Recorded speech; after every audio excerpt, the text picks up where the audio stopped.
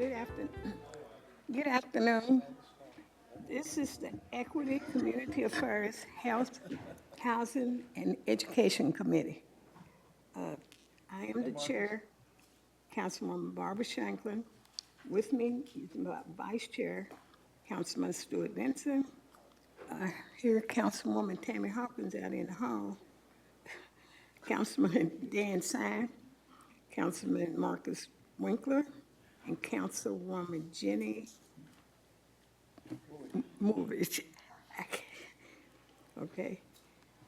We have one special discussion today, and he is already here.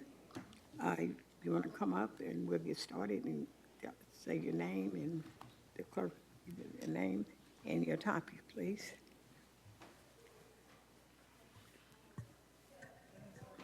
Should this? Okay. Okay, light's not on, but it's on.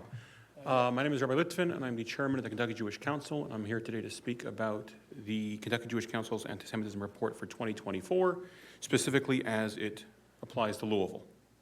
Okay. So you all have a copy of the report in front of you, and there's one on the big screen, but our report begins with a definition of the term anti-Semitism because it's one that confuses people. It wasn't one invented by Jews, but rather by those who hated Jews to create a scientific term for Judenhassen, which literally means Jew hatred. And William Marr chose the term anti-Semitism. Semite is a language group which includes Israel as well as surrounding countries. And he chose that as a scientific term. It includes calling for aiding and justifying the killing and harming of Jews, as well as mendicious, dehumanizing, and demonizing stereotypes.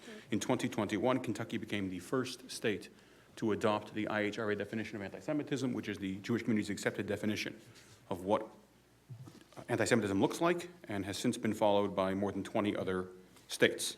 Sir, did you give that paper out? Oh, it's on the screen. Okay, thank you. So, unfortunately, since October 7th in 2023, we have seen a huge rise in anti-Semitism, both internationally, nationally, and in the Commonwealth. And we have some examples in our intro of incidents that went around the world. Just this week, just this Saturday, we had a speaker here in Louisville who survived the October 7th massacre at the Nova Music Festival, and then trying to lower his stress, went to a soccer game in Amsterdam and survived the most vicious pogrom in Europe in the last 70 years, as Jews who attended a soccer game in Amsterdam were hunted down. Going to the report itself, and I'm going to speak specifically on the issues that we had here in Louisville. The year began on the 16th of January with a Louisville synagogue receiving a message, threatening message intended to disrupt services and cause panic.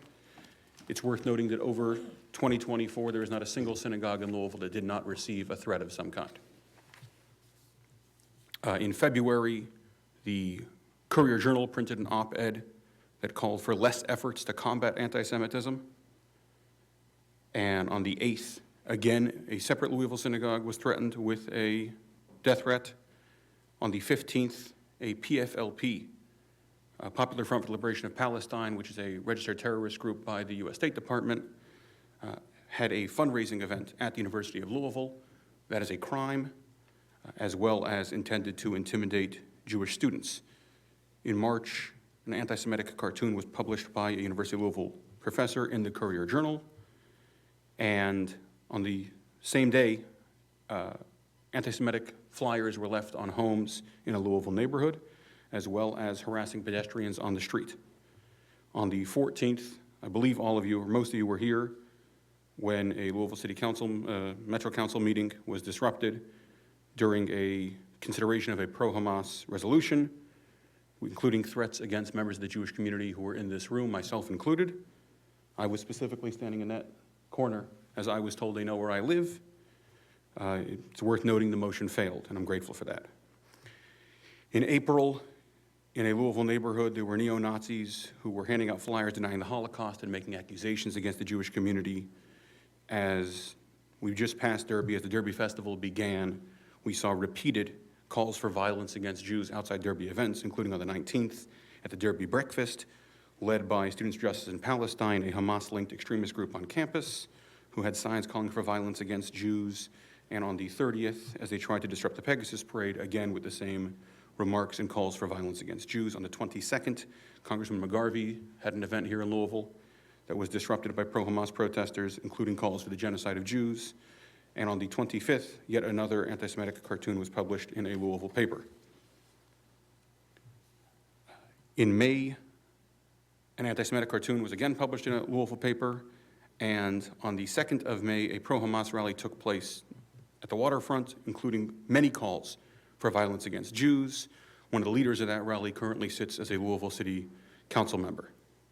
He was a candidate at that time and was elected after leading an anti-Semitic rally. On the 15th of May, a pro-Hamas rally was held at the University of Louisville, led by Students Dressed in Palestine, a radical Hamas-linked group. Later that night, participants in the rally went to Seneca Park, one of the densest Jewish populations in the Commonwealth, and spray-painted "The only good Jew is a dead Jew" on a stone.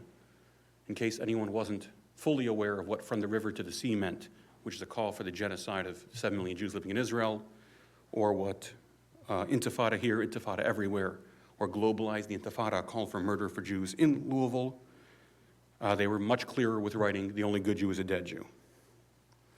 In June, if you look, there was a series of threats against synagogues all across the Commonwealth, but specifically in Louisville on the 7th, on the 12th, on the 14th, on the 15th, on the 17th, on the 25th, on the 27th, and on the 28th of June. During that time, there was also a neo-Nazi group that put up hateful stickers, identified themselves as Patriot Front, and put up stickers downtown on businesses without those businesses' permission, accusing the Jews of various conspiracy theories. While this didn't take place in Louisville, it is worth noting on the 30th of June was an internet rally hosted here in Kentucky. White supremacists, black separatists, Groypers, Islamist fundamentalists all met in Somerset, Kentucky. They rented a room under false pretenses and broadcasted from that room. It was one of the larger internet hate events in the last 20 years. They brought it to Kentucky thinking they would find some kind of support for that. I am very gratified to say that they did not find any support for that. And the moment both the venue and the mayor of Somerset found out that was happening, they condemned it, as did our governor. In July, unfortunately, we again have 2 instances of synagogues in Louisville being threatened, on the 11th and on the 30th. On the 29th, as Quintez Brown pled guilty to the attempted assassination of our mayor, who is Jewish, and denied the claims by his supporters that this was a mental health issue and that the motive did not include politics and who the mayor was. His supporters again began harassing Jews online who had previously pointed out that obviously the attempted assassination of a Jewish mayoral candidate had to do with politics and his faith. On August the 3rd, there was another pro-Hamas rally in Louisville at the University of Louisville, again with calls for violence against Jews. On the 5th of October, nearly exactly a year after the October 7th pogrom, the bloodiest day in Jewish history since the Holocaust, a host of radical groups hosted a rally at the Louisville waterfront. Both signs and slogans celebrated the attack, the murder of children, the rape of women, and called for further violence against Jews. And lastly, in November, again, anti-Semitic graffiti happened, this time at Cherokee Park, with spray-painted racist anti-Semitic messages, and swastikas. It is worth noting the police and the park responded immediately. On the final page, as it's worth noting, there were 31 incidents directly in Louisville. The first year that the Kentucky Jewish Council did a report on anti-Semitism, we didn't have 31 events in the entire state. We saw a massive rise in the end of 2023 after October 7th, and in 2024 there were 31 alone in Louisville and many others across the state. There are 3 key areas of concern for anti-Semitism going forward, and we've unfortunately seen those concerns validated throughout 2025 so far. The first is university campuses, where we've seen a wave of anti-Semitism. This is not unique to Kentucky. This is happening across the nation. Currently, there is a hearing going on in the U.S. House of Representatives with university presidents from across the nation, again addressing anti-Semitism.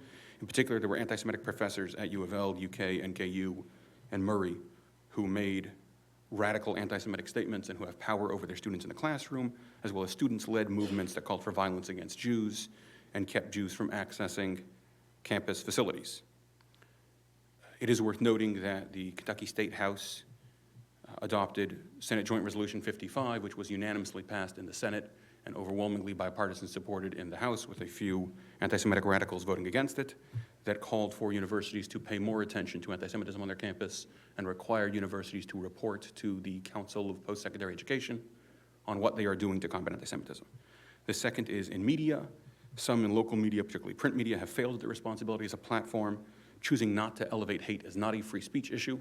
We all have the right to say whatever we want to say. However, papers, broadcasts, et cetera, have a responsibility for who they choose to platform, and many have failed at that responsibility. And the last is radical political and Islamist ideologies. Kentucky, like the nation, has seen a massive rise in political extremism from both extremes, from neo-Nazi Greuper movements to Islamist ideologues, both who target and hate American values and the Jewish community in particular. Addressing this is not a Jewish concern, it is an American one, and I am grateful for your efforts to do so. I am happy to take questions.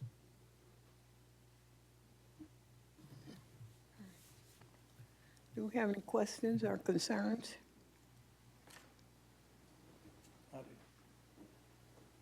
Councilman Stuart Benson, I'll just call him. Robert, thanks.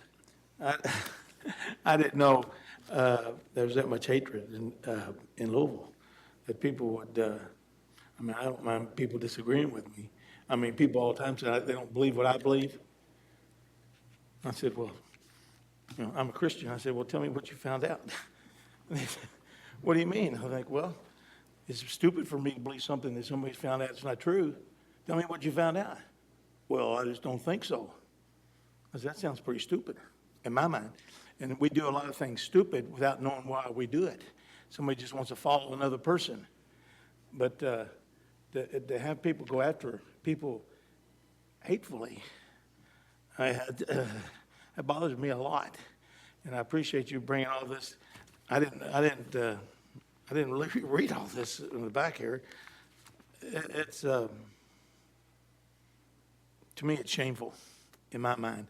Although people look at me as being shameful too, because I believe in something and they don't believe anything. And so we need to do something about it's free speech. You ought to be able to say things. You ought not be able to hurt people. You ought not make people feel uneasy of being someplace. Not if you believe in America, freedom and liberty. And so, thanks for coming. Councilman Marcus Winkler. Thank you, Dr. Shanklin, and thank you for being here and giving your presentation. I know you listed sort of three remedies probably isn't the right word, but three pieces of recourses. I think one that maybe you left off that probably is an important one as well is national leaders, either in the private sector or the public sector, amplifying, neo-Nazis, Holocaust deniers, and providing them a platform and amplifying their voices and in some ways normalizing their behavior, I think is equally problematic. Anti-Semitism in any form is unacceptable, and people should make that very, very clear and should not associate themselves with that type of speech. I would certainly consider that part of the third concern, that the radical ideologies you've seen, as I mentioned, from both sides, is a trickle-down concept. As the councilman said, a lot of these people are doing it out of ignorance.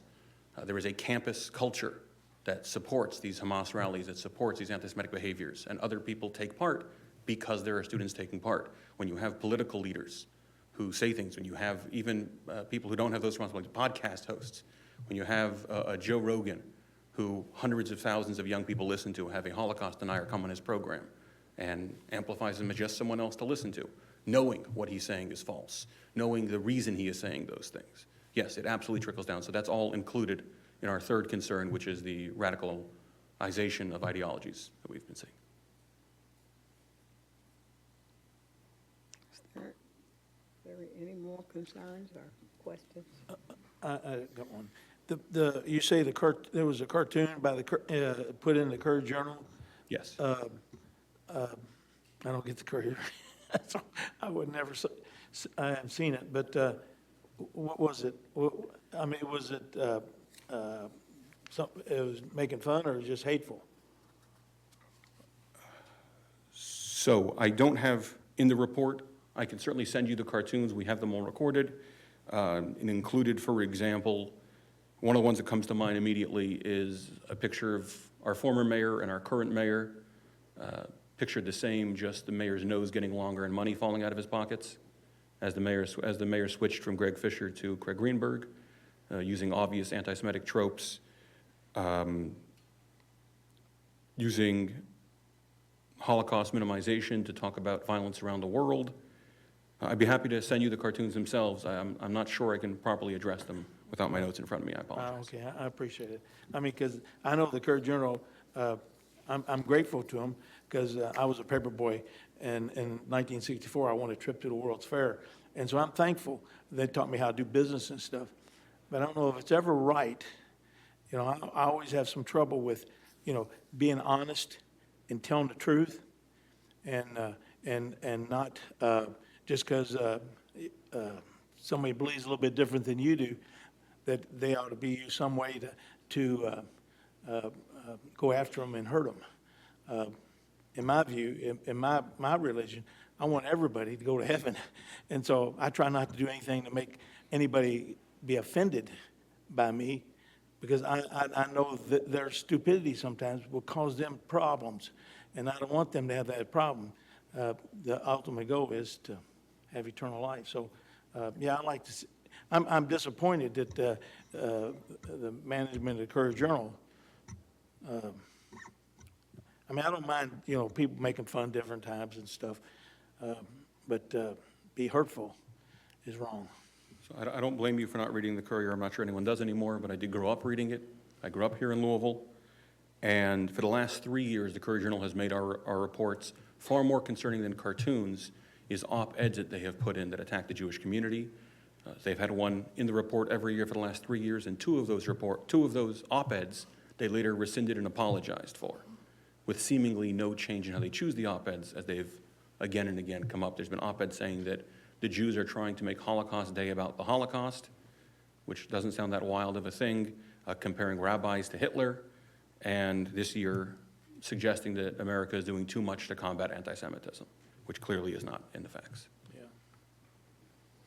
It's sick. Thanks. I would just conclude if I, oh, go ahead. No, I just want to say thank you for coming, and I agree with what other council members have said, that anti-Semitism is, we have to support each other. We can't go against each other, so thank you for coming and bringing this to our attention. Thank you, Mr. Chair. I just wanted to echo my colleague, Councilwoman Woolridge, and apologize to you for what you go through. I was here when we had the disruption in March, when you was sitting back there, and I was disgusted, sickened, and I'm disgusted that I see myself as a colleague with some in this body that are against you, and it's disgusting. We've got to find a better way. I haven't arrived like my colleague when it comes to being peaceful. I'm like Peter. I'd just soon cut your ear off when but I know I can't do that all the time. But if I see somebody acting that way towards somebody, I'm going to say something and do something. And I think we all should, but I stand with you. And I think this body has proven that they stand with you when we defeated the resolution. And I can't speak for everybody, but the majority of this body stands with you, and we thank you for having the courage to stand up and say something. So I want to make clear, I'm speaking to this body not in chastisement, but in an informative role. I believe the Louisville Metro Council has done its role as one of Louisville's favorite sons and a prominent Jewish leader. Louis Brandeis famously said, the best answer to evil speech is more speech. And this council has raised their voice, as they did when voting down the Hamas resolution, and they've done several times when anti-Semitism has been an issue here in Louisville. The mayor's made his voice known, the Metro Council's made their voice known. This is not in any way to condemn or chastise the council, but to keep you guys informed. And I lastly want to say that Louisville's Jewish history is a very proud one. This is the Louisville of Brandeis, it is the Louisville of the Shapiras, it is the Louisville of Bernheim, of Jewish Hospital. It is a city that has had a proud Jewish community for over 100 years, for over 150 years, who have contributed to the culture of the city, to the bourbon of the city, and The Louisville Jewish community is very proud to be the Louisville Jewish community. I grew up with a mayor for life who was Jewish. There are not many young Jews who could say that in any Commonwealth, state, or city in America. And I am very proud of the way this city, the city of my birth, has embraced the Jewish community and how this Commonwealth has embraced the Jewish community. I want to make clear that while this list is troubling and needs to be addressed, there is no way to say that Kentucky is in the forefront of this issue. On the contrary, as mentioned, when we adopted the IHRA definition of anti-Semitism, Kentucky, Louisville, Lexington, Frankfort have been on the forefront of combating this issue. However, one needs to be informed in order to fulfill that role. So I want to thank you for having today. I cannot stand here without mentioning that there are still 59 hostages who are being held for their faith by Hamas, including 5 Americans. Only 21 of them are currently believed to still be alive, although in my faith I hold out hope for all of them. And as 5 Americans are still being held, that's something Americans should be talking about every single day. So I would conclude with, thank you so much for having me. Bring the hostages home now. Am Yisrael Chai. Thank you. Okay, thank you. If no one else has anything to say, then we are adjourned. Thank you. Thank you for coming.